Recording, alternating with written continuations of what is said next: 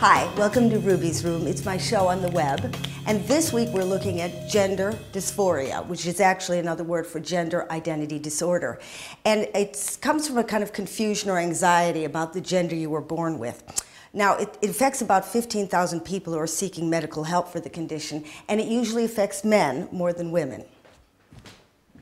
If you have gender dysphoria, you can feel very strongly that you were born the wrong gender, you really dislike a lot of your physical manifestations, and you can get long-term anxiety about your condition.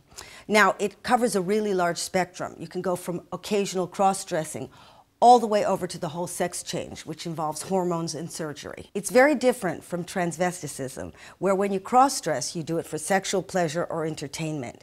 If you have gender dysphoria, it means that you're born as a man, but you really want to be a woman. Now, a lot of people feel a lot of shame about that, but I don't know why they should be. Is it the feel of the clothes? How could it be? I was only 3 or 4 years old when Right.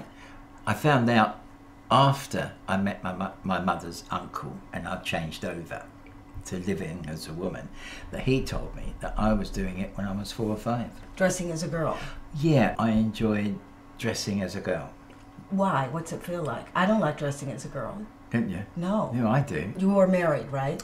Yeah, I got married in 1958. When my wife first found she was pregnant in 1960, she said, I want you to be cured. Cured of? Cross-dressing. Did she see that you were dressing up? Yeah, she knew. She knew because I told her. Was she upset? Not until she found she was pregnant. I wanted to be cured because she's my young wife. So where did you go to get cured? I went to see my doctor. He said, "Oh, you're a transvestite," and I'd never heard of the word. So he said there is a doctor in London that's doing a new form of aversion therapy, and every 3 weeks I used to go to his clinic up in Hammersmith, change into girls' clothes.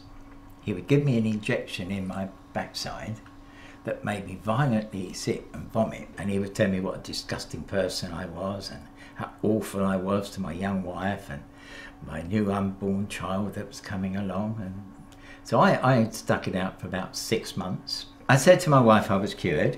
I told the doctor I was cured, so I didn't have to go back anymore. And it was about 5 or 6 years. I kept it out of, kept it secret back in the closet. Right. It was at a cousin's wedding. I told her I hadn't been cured. By then we had 2 sons. Basically it was the end of our relationship. When she died, she was 51, she dropped dead of a heart attack. I think, being honest, we would probably have been divorced. So now your wife's dead, right? So then did you just think, okay, I can throw up in the closet? Yeah, in a way. My eldest son came home from work. He was 22. My youngest son was 20. And I was in the house dressed. No makeup, just dressed. I heard him coming upstairs. I couldn't hide. And I thought, oh God. He walked past me going into his bedroom. He went on my backside and says, "Hello, Dad. I think me and you ought to have a chat, don't you?" In childhood, a sign of gender dysphoria can be an interest in the behavior of the opposite sex.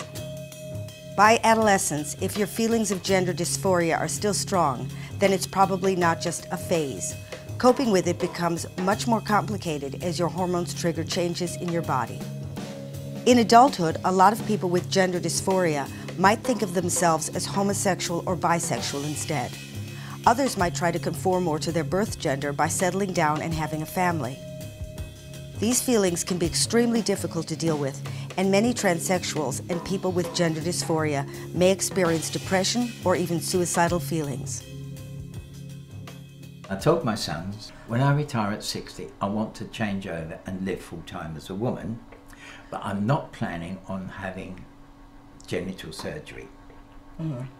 They said, fine, Dad, if that's what you want to do, fine.